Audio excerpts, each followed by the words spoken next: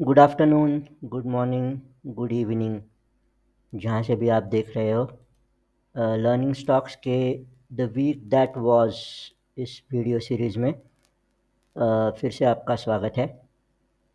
तो वीकेंड है, अ, और वीकेंड जैसे हम लोग हमेशा कहते हैं, weekend is the best time to analyse markets, to find out what happened and to prepare for what might be coming. क्योंकि जो हुआ ना तो हम उसके बारे में कुछ कर सकते हैं, और जो होने वाला है उसके बारे में भी हमको कुछ खास पता नहीं है। तो इवेंट्स हमको पता नहीं है, हम उन इवेंट्स पे रिएक्ट पक्का कर सकते हैं। तो लेट्स स्टार्ट। अब ये वीक शुरू हुआ पिछले वीक के हैंगओवर के साथ। तो पिछला वीक जो हमने पिछले वीडियो में डिस्कस भी किया था, तीन चीज़ें थी जो काफ़ी परेशानी वाली थी। एक तो चाइना का स्टिमुलस पैकेज था जो चाइना ने अनाउंस किया है अपनी इकोनॉमी के लिए। दूसरा था आपका इज़राइल और ईरान का वॉर, और तीसरा F&O के जो रूल्स मॉडिफाई किए सेबी ने, वो एक तीसरा हैंगओवर मार्केट के ऊपर था। और उस हैंगओवर के साथ हमने इस हफ्ते की शुरुआत की। तो ये हफ्ता वैसे तो पूरा फुल वर्किंग वीक था, एक भी छुट्टी बीच में नहीं थी। इस हफ्ते में दो चीज़ें थी जो शेड्यूल्ड थी, दो बड़े इवेंट्स थे जो शेड्यूल्ड थे, और उसके ऊपर मार्केट ने रिएक्ट भी किया। तो पहला इवेंट था असेंबली इलेक्शंस का, जिसके रिजल्ट्स आपको मंडे को आने थे।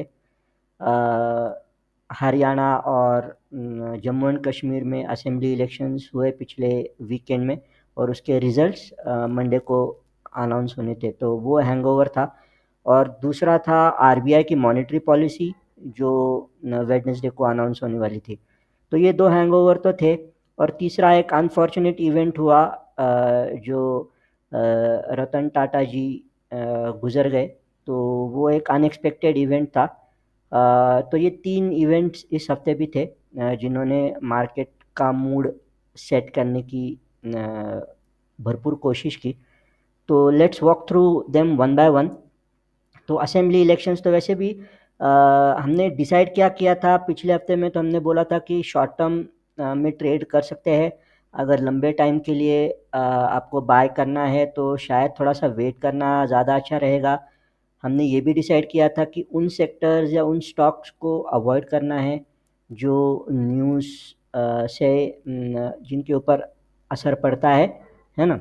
तो आप पिछले वीक का वीडियो चेक कर सकते हैं, डिस्क्रिप्शन में आपको लिंक मिल जाएगी। तो आप पिछले वीक का वीडियो चेक कर सकते हैं, हमने क्या डिसाइड किया था। सो अल्टीमेटली क्या है, trading and investment is all about execution, है ना। तो एग्जीक्यूशन के ऊपर हम लोग फोकस कर रहे हैं। तो शुरू हुआ ये हफ्ता असेंबली इलेक्शंस के साथ। अब असेंबली इलेक्शंस का हैंगओवर ऐसा था कि एग्जिट पोल्स ने प्रेडिक्ट किया था कि हरियाणा में कांग्रेस आ रहा है, और जम्मू एंड कश्मीर में नेशनल कॉन्फ्रेंस, जो फ़ारूक अब्दुल्ला की पार्टी है, उमर अब्दुल्ला, फ़ारूक अब्दुल्ला, बाप बेटे, तो वो वापस आ रहे हैं। और ऑब्वियसली उनका अलायंस वहाँ पे कांग्रेस के साथ है, क्योंकि वो इंडिया ब्लॉक के मेंबर्स हैं। तो ये था। तो काफ़ी नेगेटिव शुरुआत थी मंडे को। तो ये वीकली है, अब इसको हम लोग वापस डेली पे लेके आते हैं, है ना। तो काफ़ी कमज़ोर शुरुआत थी। तो बार रिप्ले में हम इसको हमेशा की तरह देख लेते हैं, और इसको हम लोग थोड़ा सा स्लो करके देखेंगे। तो शुरुआत काफ़ी नेगेटिव रही हफ्ते की, क्योंकि मंडे को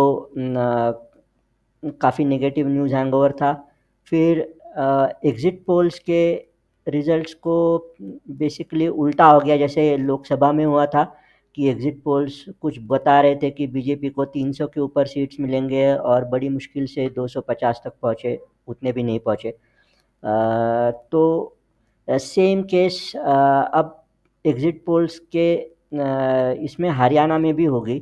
तो एग्ज़िट पोल्स ने जो बोला था कि कांग्रेस आ रही है, कांग्रेस आ रही है, तो कांग्रेस नहीं आई।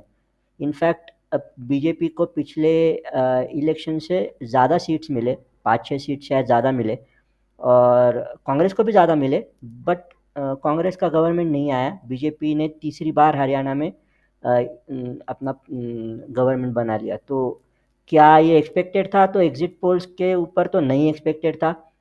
तो नेगेटिव शुरुआत रही मंडे को। हम लोग अगर डेली चार्ट पे वापस आते हैं तो मंडे को नेगेटिव शुरुआत रही मार्केट की, है ना। अब मंडे को नेगेटिव शुरुआत रहने के बाद फिर ट्यूसडे को रिकवरी आई, तो ये मंडे का कैंडल है, नेगेटिव है। और फिर ट्यूसडे को रिकवरी आई क्योंकि फिर एग्जिट पोल्स तो उल्टे पड़ गए, तो वापस रिकवरी आई। लेकिन फिर अगले 3 दिनों में कुछ हुआ नहीं, ठीक है। तो अब हो क्या रहा है मार्केट में? तो अब हो ऐसा रहा है कि market is searching for some triggers. तो कैसे होता है कि लोग बाइंग सेलिंग करते हैं। अब जब लोग बाइंग सेलिंग करते हैं तो अगर मुझे कल कोई स्टॉक खरीदना है तो मैं कौन सा स्टॉक खरीदूंगा?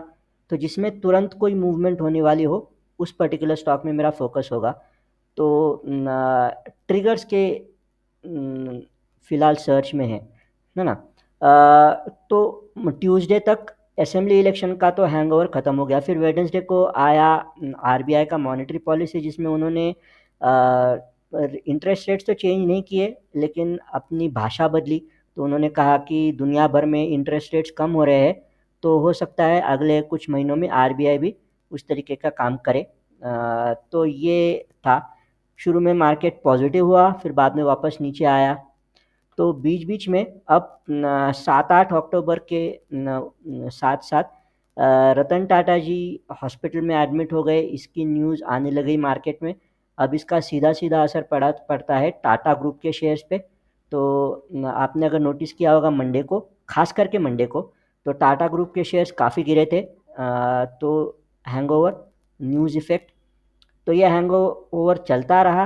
अल्टीमेटली ही पास्ट अवे। तो ये हैंगओवर चलता रहा हफ्ते भर तक, और थोड़ा सा ठंडा माहौल था। अब हम मार्केट की बात कर रहे हैं। मार्केट की बात जब हम लोग करते हैं तो हम लोग 2-3 अलग अलग लेवल्स पे इन चीज़ों की बात करते हैं। तो पहले हम लोग बात करते हैं इंडेक्स की। तो इंडेक्स की जब हम लोग बात करते हैं तो हम लोग शुरू में बोलते हैं निफ्टी के बारे में या सेंसेक्स के बारे में। फिर दूसरा हम लोग बात करते हैं सेक्टोरल इंडाइसेस के बारे में। फिर कुछ थीम इंडाइसेस है, मिड कैप वाले, स्मॉल कैप वाले, उनके बारे में। और फिर सारे स्टॉक्स इंडेक्स में है नहीं, तो इंडेक्स के बाहर की भी एक दुनिया है जिसके बारे में भी बात होनी ज़रूरी होती है। तो अलग अलग लेवल्स पे होता है मार्केट, मतलब कोई ऐसा कोई डब्बा नहीं है ना।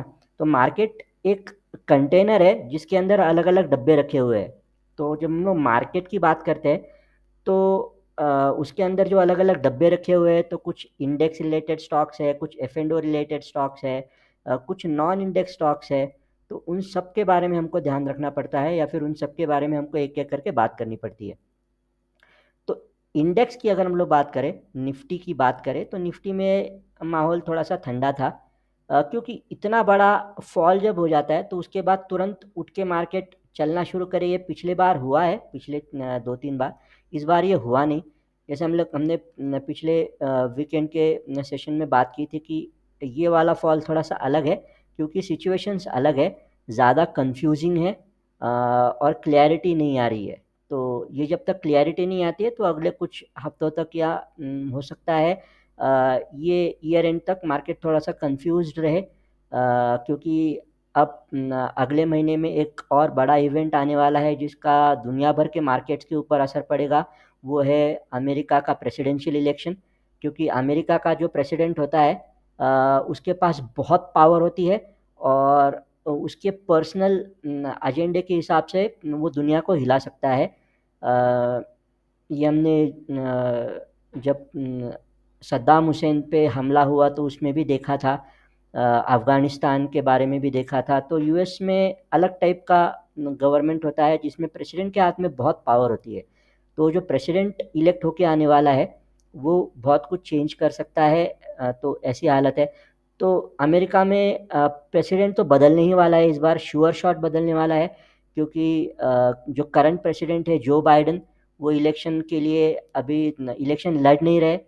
तो उनके पार्टी के तरफ से कमला हैरिस है, या फिर जो डोनाल्ड ट्रंप है जो पहले भी प्रेसिडेंट रह चुके हैं, इन दोनों के बीच टक्कर है।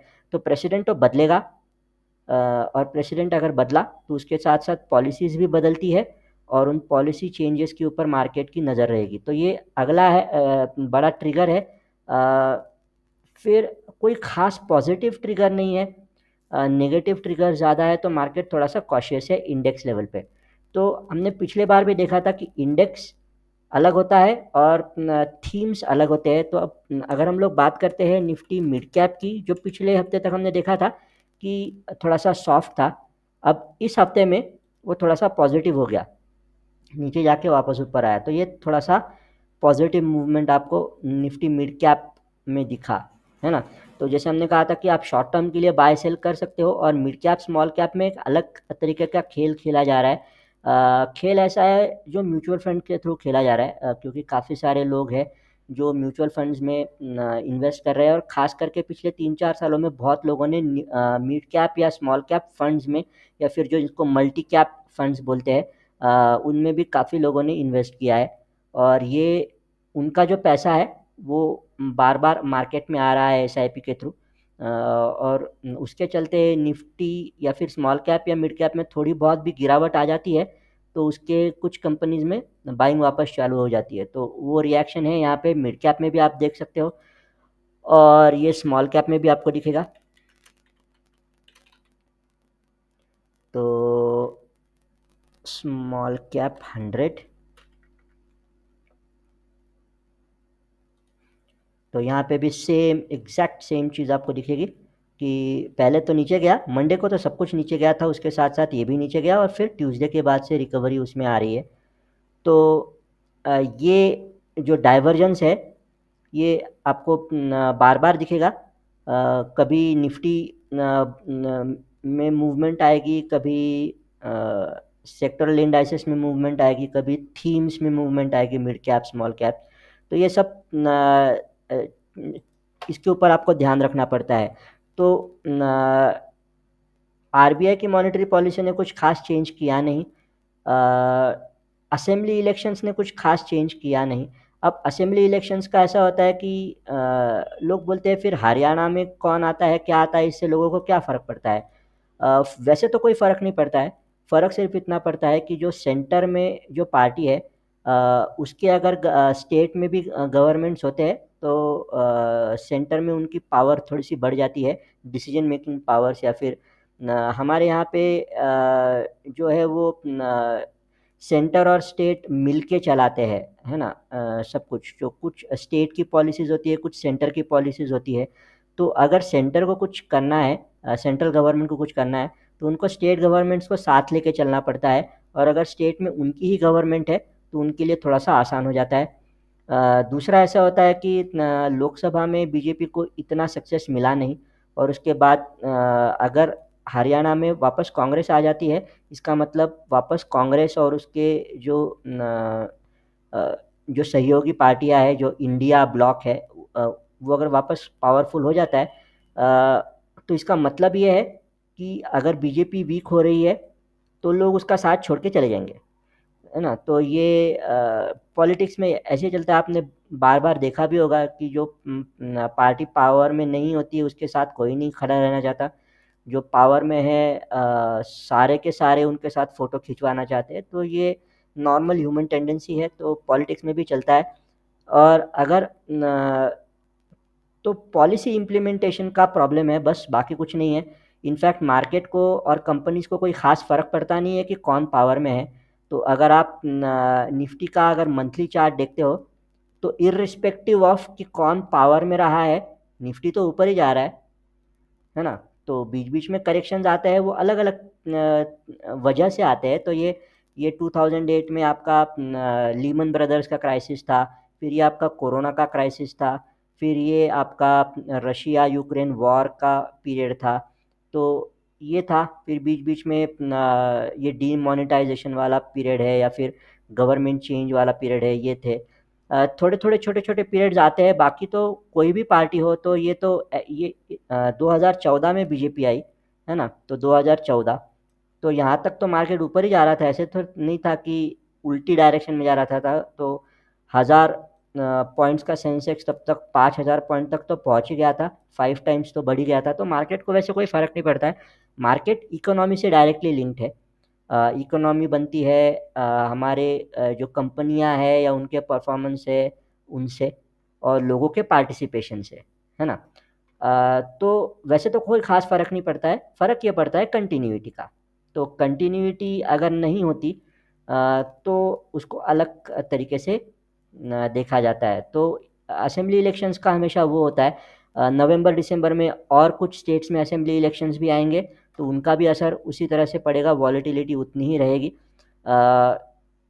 आरबीआई पॉलिसी का कोई ख़ास फ़र्क पड़ा नहीं, क्योंकि आरबीआई ने कुछ ख़ास बदलाव किए नहीं।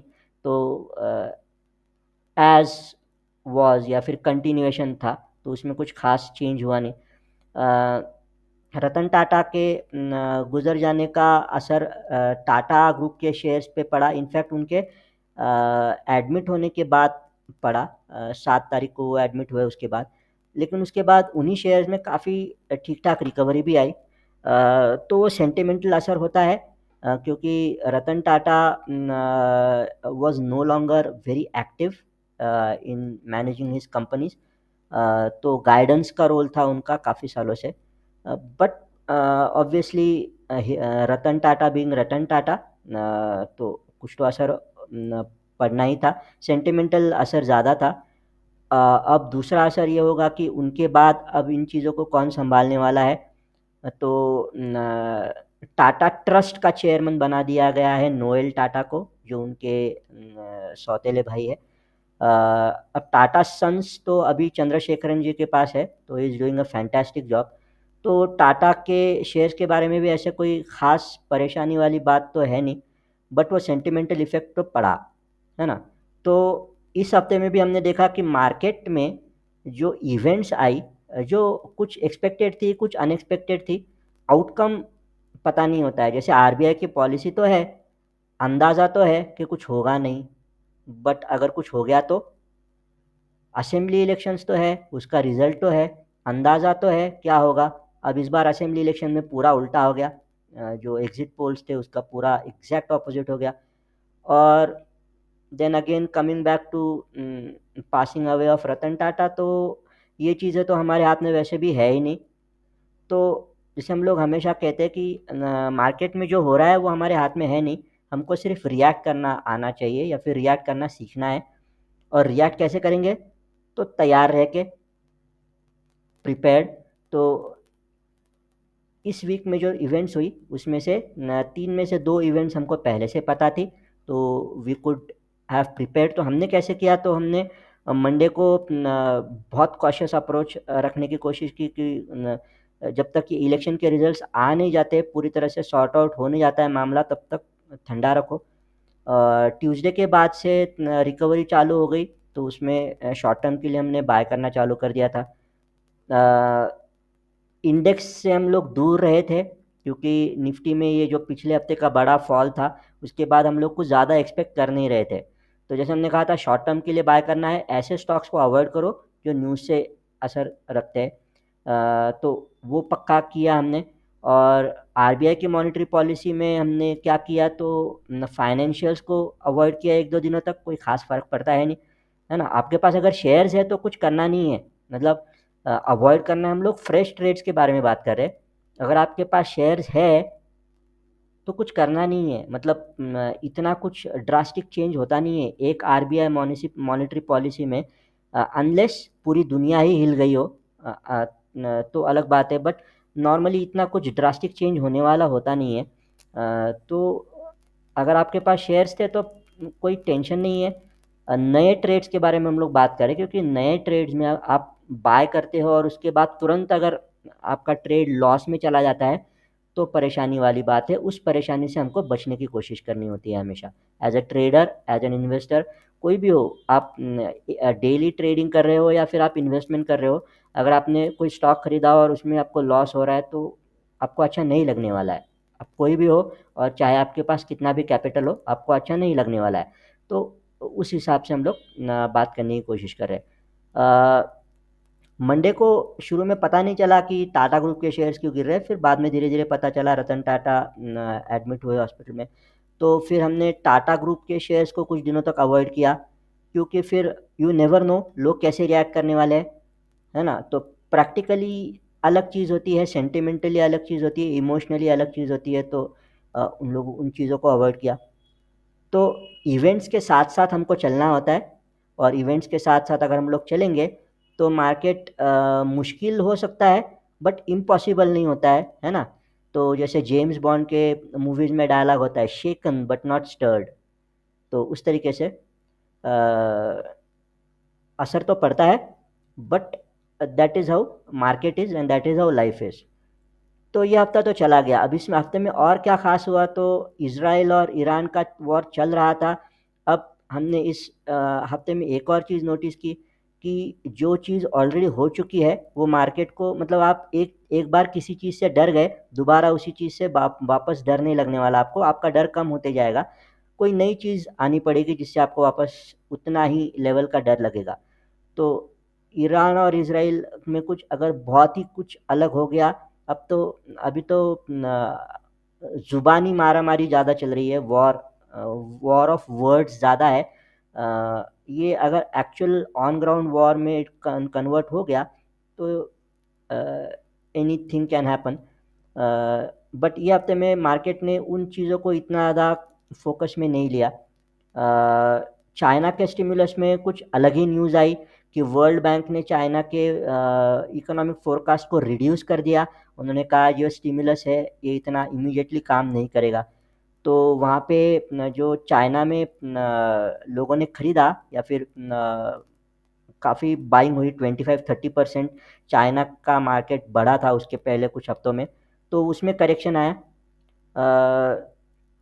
तो पिछले हफ्ते में जो नेगेटिव्स थे उन्होंने असर दिखाना थोड़ा सा कम कर दिया, बट हमारे यहाँ पे कुछ और भी चीज़ें आई जिसका असर मार्केट पे रहा। अब अगले हफ्ते में क्या हो सकता है, तो अगले हफ्ते में अगर आप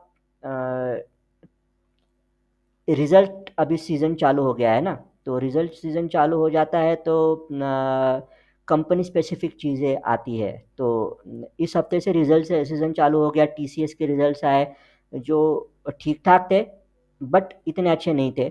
ख़ास करके कॉग्निजेंट के रिज़ल्ट के बाद जो एक्सपेक्टेशंस आए थे उसके हिसाब से टीसीएस के रिज़ल्ट्स इतने ठीक नहीं थे, बट बुरे भी नहीं थे।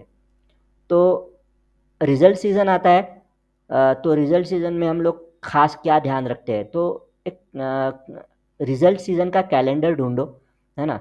रिज़ल्ट सीज़न के कैलेंडर से आपको पता चलेगा कि अगले हफ्ते में किस-किस कंपनी का रिज़ल्ट है, कौन से दिन, और उस हिसाब से आपको पता चल जाएगा कि कहाँ पे कॉशियस होना है ना? क्योंकि रिज़ल्ट ऐसी चीज़ है, क्वार्टरली रिज़ल्ट जिनके दम पे प्राइस पे असर पड़ता है, पक्का पड़ता है।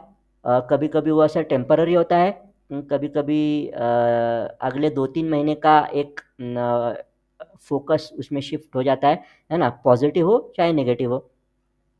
न्यूज़ ऐसे भी आ रही है कि रिलायंस का बोनस इश्यू का डेट शायद अगले हफ्ते में डिक्लेयर हो जाए। तो अगर वो डिक्लेयर होता है तो उसका अलग असर पड़ेगा, और अगर रिलायंस में पॉजिटिव मूवमेंट आती है तो निफ्टी या फिर जो इंडेक्स है वो तो पॉजिटिव मूवमेंट देगा पक्का, क्योंकि रिलायंस का वेटेज ही उतना है। तो अगले हफ्ते में स्पेसिफिक स्टॉक स्पेसिफिक न्यूज़ ज़्यादा है। कुछ ऐसा बहुत बड़ा इवेंट अभी फ़िलहाल तो दिख नहीं रहा है। स्टॉक स्पेसिफिक न्यूज़ ज़्यादा रहेगी, रिज़ल्ट सीज़न है, और रिज़ल्ट सीज़न में आपको ध्यान रखना पड़ेगा।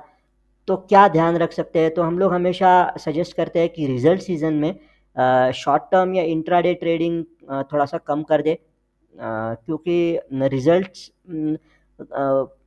कभी-कभी एक ही दिन 10-10, 15-15 कंपनियों के रिज़ल्ट्स आते हैं, बड़ी-बड़ी कंपनियों के रिज़ल्ट्स आते हैं, मार्केट को बहुत घुमाते हैं इधर-उधर। तो इंट्राडे ट्रेड करने वाले को सबसे ज़्यादा बड़ा फटका बैठा, उसका इमीडिएट रिएक्शन दे देता है मार्केट। तो शॉर्ट टर्म ट्रेडिंग थोड़ा सा कम करेंगे।